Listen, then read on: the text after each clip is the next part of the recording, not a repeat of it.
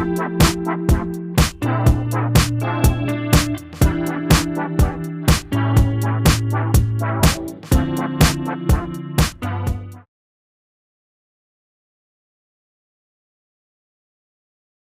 c'est ça. Pour l'instant, on vous propose à trois un peu cette série qui est une combinaison en fait entre l'approche de Force Fraîche et de David et ce que nous on amène au niveau Kinos Conseil avec Fédia et moi-même. Nous, en fait, on travaille donc depuis plusieurs années en innovation avec Fedia, innovation, transformation. Et c'est sûr que avec le temps, on est arrivé vraiment à des considérations sur comment est-ce qu'on crée de la transformation et c'est quoi les différents leviers qu'il faut utiliser. Et en fait, notre expérience, c'est que souvent, quand on veut le faire, quand on veut innover, quand on veut transformer, souvent, il y a juste un de ces leviers qui est mobilisé ou deux, mais nous, on a vraiment l'impression que c'est l'ensemble de ces éléments qu'il faut être capable de mobiliser. Donc, qui sont à la fois des pratiques d'innovation et des pratiques participatives pour vraiment que ce soit une transformation qui émerge et qui soit désirée. Et à la fois des pratiques qui sont un peu d'un autre type, qui sont notamment celles de développement organisationnel. Donc, comment est-ce qu'on est capable de faire évoluer les organisations? Et c'est sûr que dans notre perspective, c'est au sein d'une organisation, mais c'est des outils qui de plus en plus peuvent être mis au service aussi d'un écosystème d'organisation, d'un écosystème d'acteurs, et de comment est-ce qu'on est capable de faire évoluer ces acteurs ensemble. Et ce sur quoi on va passer peut-être un peu plus de temps aujourd'hui, c'est sur l'aspect individuel et comment la posture qu'on peut avoir chacun en termes d'individu, en termes d'acteurs de changement, comment cette posture individuelle vient rendre possible certaines choses éventuellement ou au contraire limite le domaine des possibilités. Donc la série, on l'a fait avec on va dire quatre morceaux. Aujourd'hui, c'est les premiers. C'est donc une clinique sur la posture individuelle. La prochaine clinique va avoir lieu le 27 novembre et elle va plus considérer les considérations systémiques. Donc, comment est-ce qu'on est capable d'amener de la transformation dans un système avec l'ensemble des interrelations qu'il peut y avoir. Et ensuite, on va faire un petit webinaire qui explique un peu la présentation, qui en fait reprend une partie de ce qu'on vous amène. Mais c'est une formation, comme vous le voyez, sur 3 jours. Donc, on rentre beaucoup plus dans le contenu, on amène beaucoup plus d'outils. Et on réfléchit aussi dans votre contexte, dans le contexte de chaque participant, comment est-ce que ça peut se mettre en place. Aujourd'hui, si on regarde vraiment sur l'aspect posture individuelle, on va regarder à voir un peu comment on peut inspirer, outiller, accompagner les accompagnateurs, les acteurs et actrices de changement. Donc, on part du principe que tous autour de la table, autour de l'écran, vous avez un peu cette posture, ce rôle, soit que vous avez un titre officiel par rapport à ça, ou soit que vous avez vraiment envie de prendre de leadership et de jouer un rôle là-dedans. Donc, c'est comprendre le rôle et l'importance de son propre état d'esprit et de sa posture mentale dans la réussite des projets d'impact. Et nous, ce qu'on amène là-dedans, c'est la notion de posture de leadership haute. Donc, ça veut dire qu'on met peut-être un peu de côté le leadership qui fait qu'on pense qu'on sait tout et qu'on sait où il faut aller, qu'on sait comment le faire, et qu'on est plus dans une posture où on va amener à émerger en fait les meilleures propositions, les meilleures idées, les meilleures façons de faire. Et ça, ça s'invente pas. Il y a vraiment toute une série d'éléments de posture individuelle qui rendent ça possible. Et que si on revient un peu à notre schéma en quatre pétales, en fait, c'est un des leviers qui va débloquer les choses, c'est un des leviers qui va permettre d'avancer, c'est un des leviers qui va vous permettre de vraiment avoir un rôle transformateur dans vos écosystèmes, dans vos organisations. Alors, nous, on fonctionne souvent, ou même à peu près tout le temps, dans une logique qu'on appelle de check-in, qui va permettre un peu d'ouvrir l'espace de réflexion et de vous amener un peu à vous projeter et à vous engager dans la discussion qu'on va avoir. Donc, en fait, on a une question toute simple pour vous aujourd'hui. Vous êtes là, vous nous consacrez du temps, c'est super sympa. Et en même temps, on se dit que vous, d'avoir une motivation et quelque chose qui vous a interpellé par rapport à l'invitation qu'on a partagée avec Force Fraîche. Donc, la première question, en 1 minute, si vous pouvez réfléchir un peu sur quelles sont vos motivations à être présent aujourd'hui. Et tant qu'à avoir votre petit crayon dans les mains, on a une autre question pour vous. Euh, Quel est, de votre point de vue, votre super pouvoir pour porter des projets d'innovation ou des projets impact? Donc, quand vous rentrez sur un projet, qu'est-ce que vous pensez que vous amenez, c'est quoi la valeur que vous amenez et qui va aider vos projets à être des succès? Voilà. Alors, donc on se lance. Puis pour ouvrir la partie de la présentation, on avait envie de vous partager ce qu'on a appelé avec Stéphane la matrice de la connexion. C'est quelque chose qu'on a un petit peu on a rassemblé des choses qui nous semblaient importantes pour avoir une vision globale et intégrale à la fois de ce qu'on fait dans les démarches de transformation et aussi dans cette idée donc de passer du jeu au nous et de passer de l'action individuelle à l'action collective, différents morceaux qui sont souvent pris individuellement et qui pour nous sont vraiment interreliés pour que ça puisse prendre vie et de porter de l'attention à chacun de ces morceaux qui sont interreliés. Et donc aujourd'hui, Stéphane l'a dit tantôt dans l'introduction, on va vraiment se concentrer sur la partie posture individuelle, mais évidemment individuelle et par défaut, quand il y a plusieurs individus, ça devient collectif. Euh, c'est sûr que dans chaque rencontre, chaque projet, il y a des moments de connexion, il y a des moments de conversation qu'on veut aussi amener vers l'action, comme c'était mentionné tantôt. Donc, chacun de ces éléments peut se retrouver dans chacun des moments. Il y a une dimension fractale et en même temps, chacun de ces moments requiert une attention spécifique dans la co-création, dans le design. Donc, aujourd'hui, aussi, on voulait se concentrer sur la posture. Euh, pour rentrer dans cette exploration de la posture, on avait envie encore une fois, de vous faire travailler un petit peu et de prendre quelques secondes pour réfléchir, selon vous, c'est quoi les trois qualités ou compétences les plus importantes pour innover ou porter des projets à impact? Je vais vous laisser quelques secondes pour réfléchir à ça. Si vous avez envie de l'écrire sur votre bout de papier, donc selon vous, c'est quoi les trois qualités les plus importantes pour faire de l'innovation? Aujourd'hui, donc, on va vraiment explorer la posture mentale. Moi, j'aime bien fonctionner avec des images ou des métaphores. Et celle-ci, je trouve qu'elle est très parlante. La façon dont tu vois le monde dépend de ta façon de l'observer. On va souvent parler d'avoir des lunettes et ça dépend de quelles lunettes on a pour regarder les choses. J'aime beaucoup aussi cette phrase qui dit que là où on regarde crée notre réalité. Et cette image, elle l'illustre vraiment bien. Là, on a quelqu'un qui focus sur le champ proche versus le champ plus lointain. On va en reparler aussi dans la partie systémique. Est-ce que je me concentre sur ma réalité ou est-ce que je suis capable d'avoir conscience de la réalité de mes partenaires ou de la réalité plus globale du système, de l'environnement dans lequel je suis? Ça peut avoir un gros impact sur les projets. Et donc vraiment, un élément de posture, c'est d'être intentionnel et conscient dans où je porte mon attention, où je porte mon regard et comment je choisis de regarder les choses. Et on pourrait même dire que il y a cette idée aussi de diversifier son regard. Je peux regarder la grille parce qu'elle est là. Je veux pas faire du déni, je veux pas l'ignorer. Et je choisis aussi d'en faire abstraction quelques instants pour regarder plus loin, pour avoir peut-être une vision plus complète de cette réalité.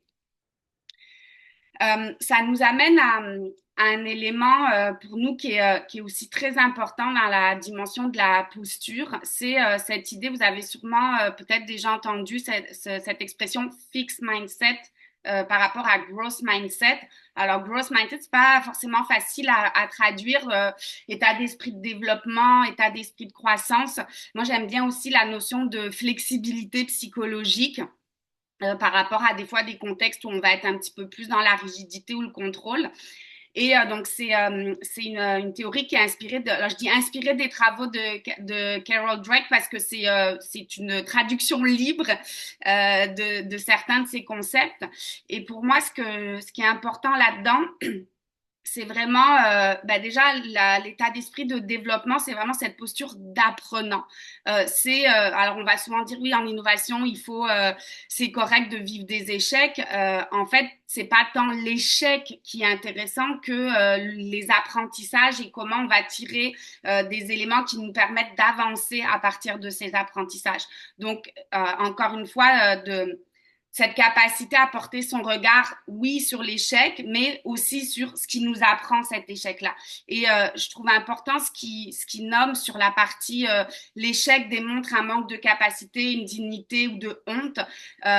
Parfois, l'échec est vraiment vécu comme donc une honte ou quelque chose de négatif, et de changer son état d'esprit pour le porter sur les apprentissages, c'est quelque chose qui nous donne du pouvoir aussi dans nos vies.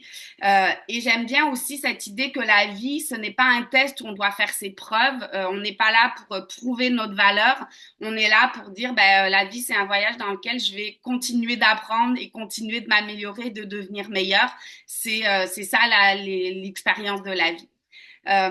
Et aussi la partie, donc le succès des autres, est-ce qu'il me diminue ou est-ce que au contraire il me propulse, puisque les autres peuvent être vus comme une menace, mais ça peut aussi être vu comme un levier, comme une opportunité, encore une fois, d'apprendre et de faire des choses ensemble, en fait, d'accueillir ces différents regards pour co-construire ensemble. Voilà un petit peu un survol là, de cet état d'esprit fixe versus peut-être flexible ou en développement.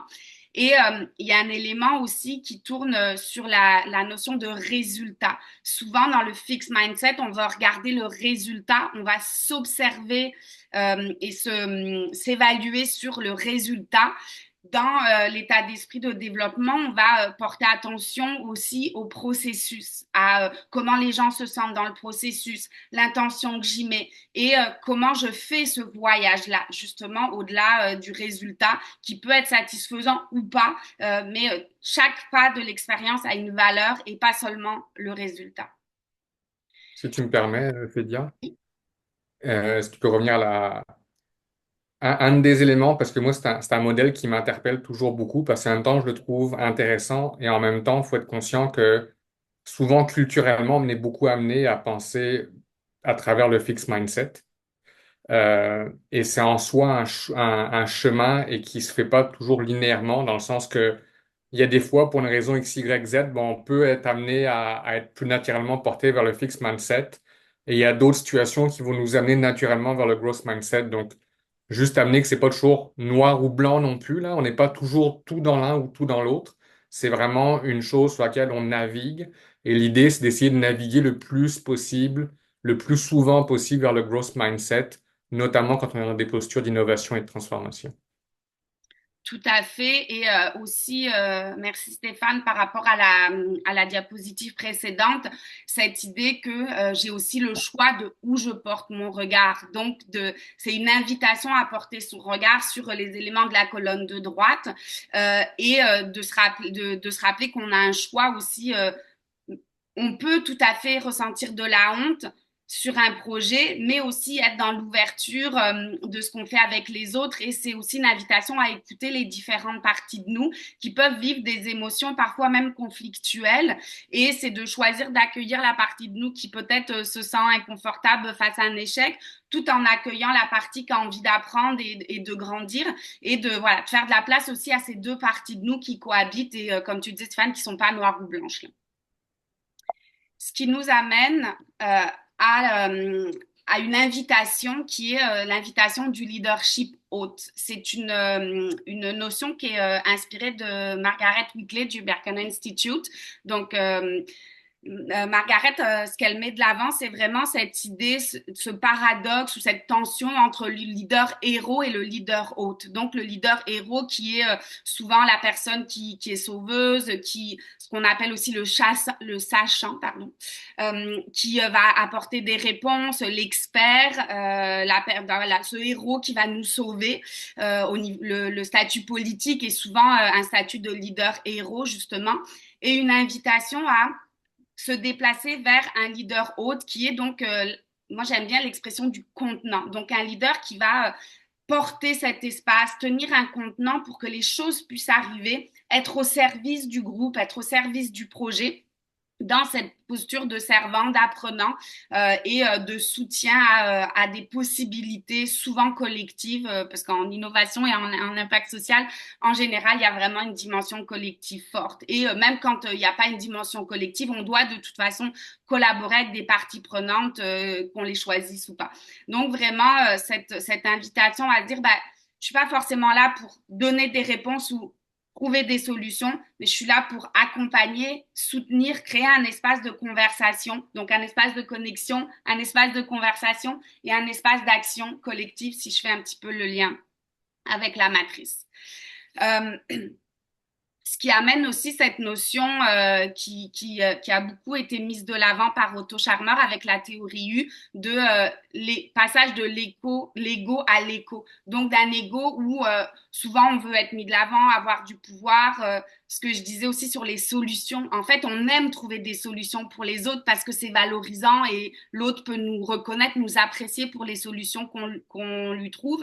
Ça demande une certaine humilité finalement d'être un leader hôte et de passer de cette posture de j'apporte des solutions à ben, je suis là pour qu'ensemble on trouve les solutions et c'est pas forcément moi qui vais vous sauver. Et donc cette posture-là d'écho où on est beaucoup plus par contre en harmonie et en discussion avec son écosystème au service de cet écosystème et non pas au service de sa propre valorisation individuelle. Et pour conclure un petit peu cette présentation avant de passer en mode échange, donc je reviens un peu sur cette matrice de la connexion parce que pour moi, elle illustre bien justement, donc si on prend les colonnes une à une, connexion, donc d'abord, bah oui, se connecter aux autres parce que ça crée de la confiance, ça crée un espace favorable aux discussions, ça permet des choses quand on commence d'abord par se connecter entre humains la posture, donc avoir cette posture d'ouverture, de curiosité, d'humilité, et aussi cette expression d'être ouvert à changer d'avis finalement. Est-ce qu'on est là pour convaincre ou est-ce qu'on est là pour aussi se laisser influencer par les autres? Et tout ça au service du sens, notre sens individuel et le sens collectif. Avoir des conversations parce que ben, tout projet commence par une conversation, avoir des processus et des méthodologies qui vont être au service des conversations et évidemment orientées sur les actions et les solutions qu'on veut prendre. Et finalement, ben, c'est ça, passage à l'action, définir la forme ou la solution et évidemment avoir de l'impact, mesurer cet impact éventuellement. Mais donc vraiment de se rappeler que ça part de la connexion, de la posture et du sens et que la forme, la solution, le résultat, il est dépendant de l'ancrage qu'on a en termes de connexion, de posture et de sens.